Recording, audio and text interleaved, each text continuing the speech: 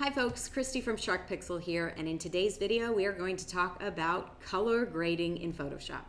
So some of you might be thinking, what is color grading? Why should I care about color grading? You know, what is all the hullabaloo about? I hear this term all the time. Well, there's a good reason why we hear this term all the time. It's an extremely powerful way to add color to your image.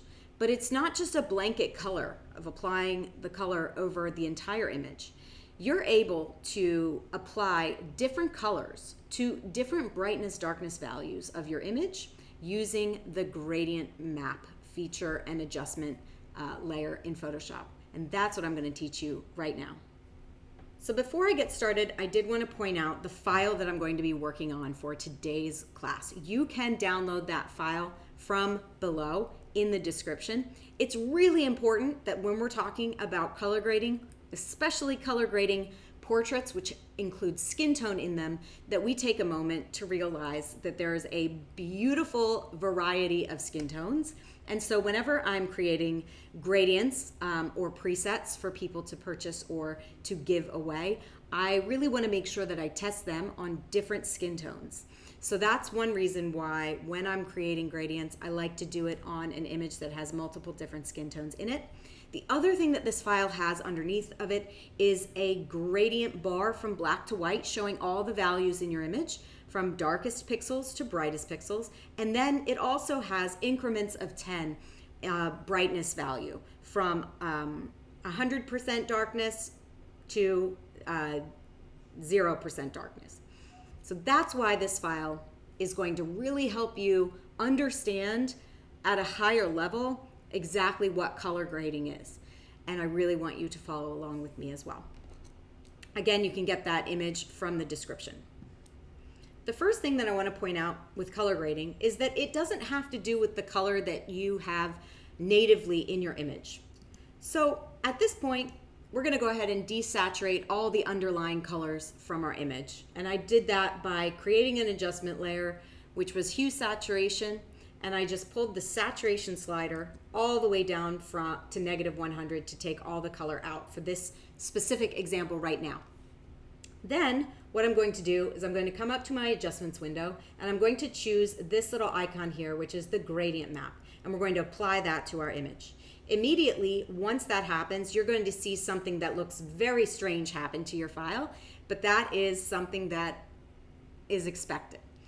So what is going on exactly in this box? We have a gradient that we have seen just by default. Now, sometimes you may see something wonky like this happen. If we look over here on our image, you can see that it almost looks inverted like a negative would. That's because we have reverse activated. And so if we unclick reverse, you'll see that the orange is now being applied to the darker values of our image, and the white is being applied to the brighter values of our image. Now, if we check our reverse, the opposite happens.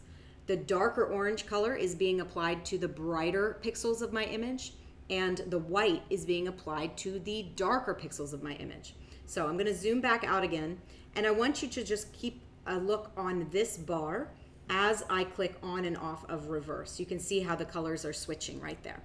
And so remember that if you get confused about the left or right side, which one deals with the shadows and which one deals with the highlights, just go ahead and take a hint from the little icon that we have up here. You can see the left portion of the rectangle is indeed the darkest and the right portion is the brightest. So that's going to give you a little tip. Now, what is Dither? Dither is going to be the option to add noise to try and protect your image against banding when we're adding color, specific colors to our image.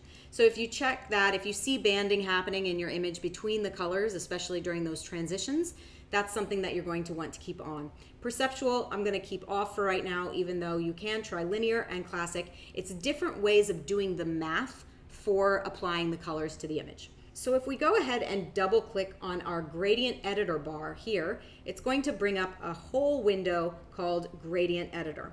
Now you can see that some of these basics are going to be there by default. You also have sections, you have folders for blues, purples, pinks. You may need to load some of these in. If you're looking to load or import any gradients, you can do that using the gear right here and choose import gradients.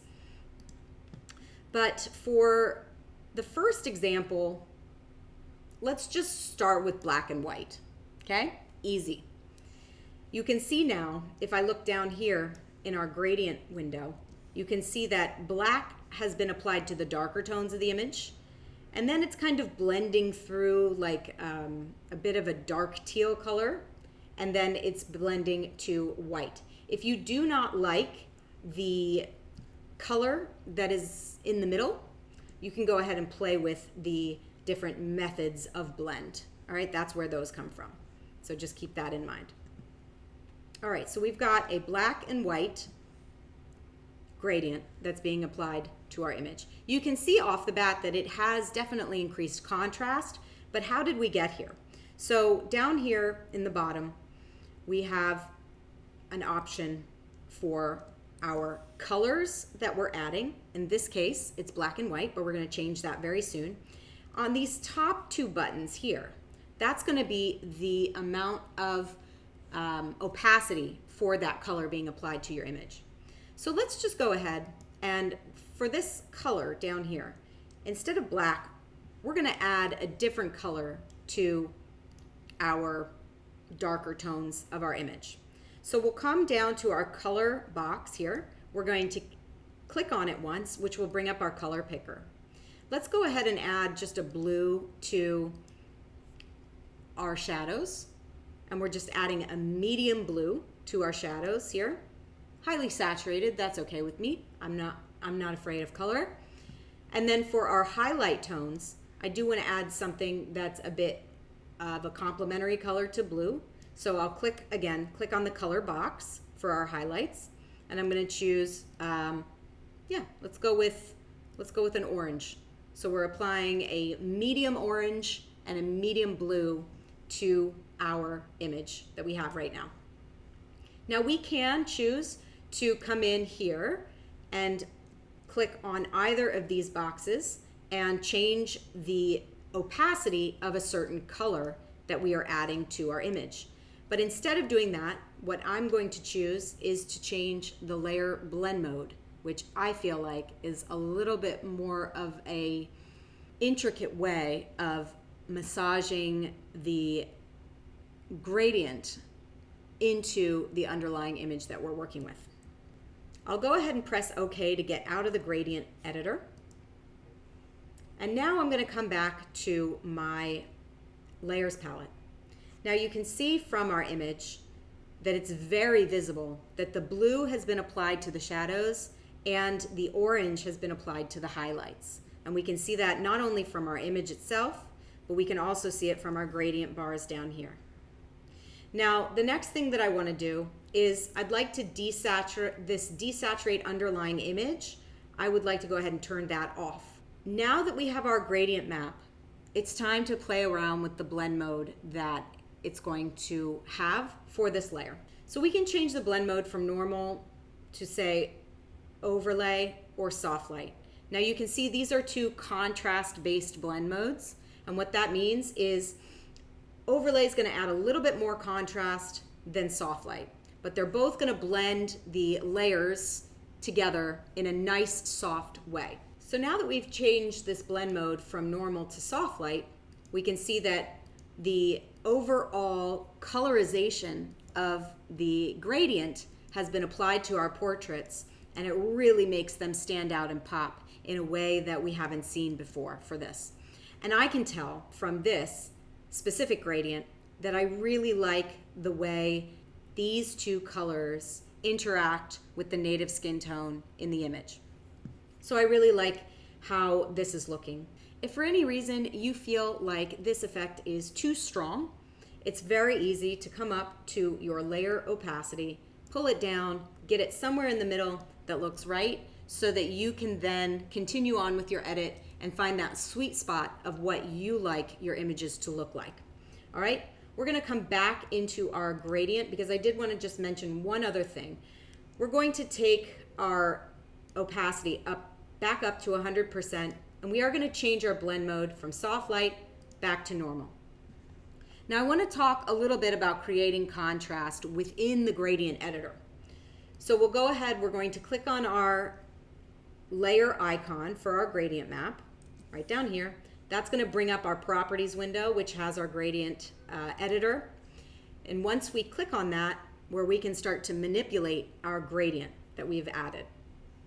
So one thing that I did want to point out is that since we added just a color with 50% brightness, right? We can see that. It says 50% for our brightness value right down here.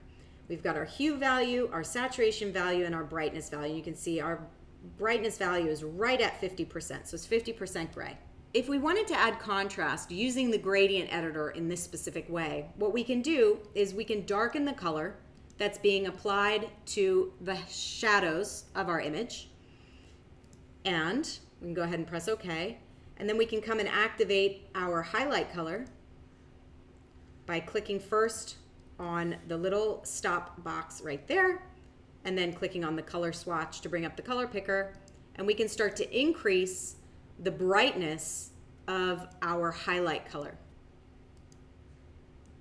Now, as I zoom out, you can see that we have more contrast in our image because we have added a brighter color value to our highlights and a darker color value to our shadows. So this is very important, especially when you start to really dive into color grading, because you can really manipulate the way things look in your image just by playing with the actual color, the brightness or darkness of the color that you're adding in. Right? It's a very unique thought about color grading. The next thing I want to do is just add a color for my midtones, because right now we can see that we have a blue color for our shadows and we do have a yellow color for our highlights. Let's go ahead and add something in the middle. So right next to this little blender diamond, I'm going to go ahead and click right there in the middle, and that's going to apply a third color in the middle of my photograph. We'll click on our color swatch box, and now it's just time to play. I'm just trying to find some sort of color that I think is going to lend itself well to the image that I'm working on. And I quite like something in this area, like a purpley, a soft purple, right? So we're not going super highly saturated over here, because it would add a little bit too much. But if we add a soft purple to blend from our shadowed blues into soft purple at our darker midtones, and then into our brighter oranges, that seems to look good. Here's a perfect example of why you want to have an image, especially when you're playing around with gradients for the first time. It's really important to have an image with unique skin tones in it. So hopefully you have an image that has lighter and darker skin tones in one photo combined. You could use that, or you can download this image to see how it works. I want you to see how much yellow and orange, golden, let's say, is visible on this face, and how much golden is visible on this face. It's just those peak highlights on the skin where I'm seeing that golden color. So if that's the case, and I want this to be, I want a skin tone adjacent color to be applied to all of the skin tones, what I might do is pull my midtones color down, thus accentuating the amount of gold to really help balance out those skin tones no matter what color I'm dealing with. So you can see the darkest tones are going to be that dark blue, and then they're going to fade into the purple, and then we do have the golden color for our highlights. So we have gone in and kind of added a little bit more golden into the highlights of this skin. Let's go ahead and press OK. At this point, it definitely looks kind of wonky, and that's perfectly okay. What we can do is we can come into our blend mode for our gradient map layer, for our layer blend mode, and we can come down and choose soft light. Now we can see that we're really getting a very, very nice effect by adding that. And if you wanted to go even a bit more extreme, you could choose overlay for this as well. Okay, so that's looking really, really nice. I might go in and brighten up the darker color because I feel like I'm losing value here in the hair. So what we can do is, with this layer already set to overlay, we can go in and reset the color grading because we're able to see it now, how it's interacting with the underlying colors of the photo that we have already.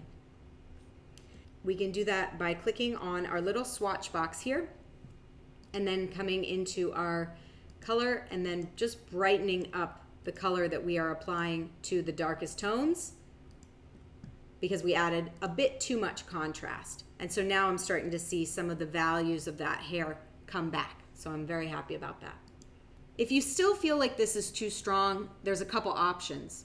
You can leave it on most of the image, but you can back it off of the skin tones, or you can take the entire gradient map layer and decrease the opacity of that.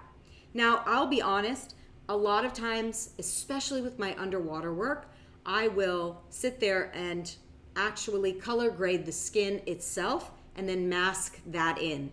Because what happens when you shoot underwater is you lose a lot of that skin tone. That's how I bring back some of my skin tones. So the first option is bringing down the overall general opacity of your color grading. And you can do that if you wish. All right. But the other thing that we can do, if we like the color grading everywhere, we just don't like it necessarily on the skin tones to be as visible or as prevalent. What we can do is we'll come to our flattened layer of all of our images together. We'll come to our select menu at the top. We're going to choose color range. And then from our flyout menu, we're going to choose skin tones. You do want to make sure that detect faces is checked, and we have a fuzziness of, let's say, about 30. That seems good. Let's go ahead and press OK. And that will give us a selection of the skin tones for the most part on both of our images. That being said, we can now go to the mask of our gradient map, click on that mask, and then we want to fill this area with less bright of a color. So white is going to expose whatever the effect is on the underlying layer to the entire image. But let's say we wanted to only have 50% of the color grading visible on the skin, but we want to have it at 100% on the remaining areas of our image. We can do that by taking this selection, choosing Edit. We'll choose Fill from our menu, and we'll go ahead and fill the areas that we currently have selected with 50% gray, which is going to cut the color grading effect that we have over our skin tones in half. It will only be half visible over the skin tones. If you wanted to get rid of it completely, I would suggest filling this area with black, but I don't want that. I want to have it just fade out a little bit over the skin. So we'll go ahead and press OK now that we have chosen 50% gray from our contents menu, and that's going to take that color grading effect off of the skin tones slightly. I'll hold down Option or Alt, and I'm going to click on the mask icon over here, and that you'll be able to see where that color grading was backed off. With this mask selected, if you want to come to the properties and feather this mask slightly, just to blend out the lines a little bit, you're more than welcome to do that too. And then holding down Option or Alt again, clicking on your layer mask icon will bring you back to your image, and there we can see the before and the after of the color grading that we applied to our images. You can see just how easy it is to really differentiate your portraits from someone else's just by adding unique colors to the image that you're working on. And we can do that all using color grading. As a note, I am a portrait photographer. I just want to make explicitly clear, sometimes you will want to take this color grading effect off of the skin tones. So keep that in mind as one of your steps, whether you're masking it out by hand or you are using the method that I gave you. Either one's going to work, but please remember that not every single color is going to look great on top of skin tone. All right, so if you've enjoyed this, please give it a thumbs up. Please leave me a comment. I'm really wondering what people are looking to learn. So if you can comment and let me know what kind of classes you want to see as I expand my YouTube channel, that would be super helpful to me. And like always, let's have you subscribe to the channel, all right? I hope you've learned something today, and I'll see you on the next course.